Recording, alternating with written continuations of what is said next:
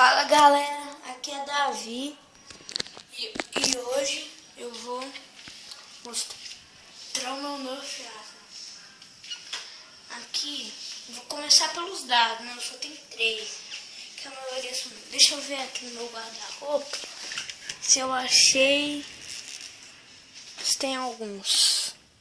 Galera, não tem. Aqui eu guardo meus brinquedos, né? Por favor. Aqui tem 3 dardos, né?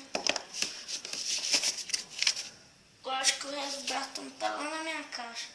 Aqui o manual da minha Nerf Rampage e o manual, deixa eu ver,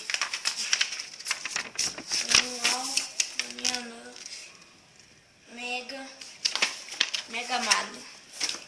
Agora vamos pra Zara. Aqui eu tenho uma bandoleirazinha, né? Que era uma garrafinha minha, mas dá pra usar como bandoleira. E aqui eu tenho o clip system da minha Nerf Rampage. Aqui tá a minha Nerf Rampage, né? Eu já fiz a review dela, né? E ela é bem legal também. Aqui o meu Nerf Mega Magnum. Tem até um trilho tático aqui. Ela tem 2 trilhos táticos, minha Nerf Rampage. E ela carrega aqui, né? E aqui tá os detalhes dela. É bem maneira ela. Aqui a minha Nerf Fire Strike.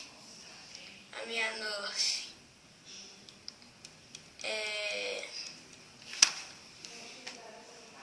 Hammer Shot. Tô ficando com a cabeça, me esqueci. Minha Nerf Reflex 1x1. E aqui, né, minha Nerf Led Fire. Aqui as coisas dela vem 3. E aqui tem um espacinho pra você botar aqui o compartimento. E aqui o estoque dela já vem incluído. Essa e essa eu comprei lá na ReHap. Essa daqui eu comprei nas lojas americanas. Essa daqui eu comprei na Harris. Essa daqui também. Então, só foi isso, galera.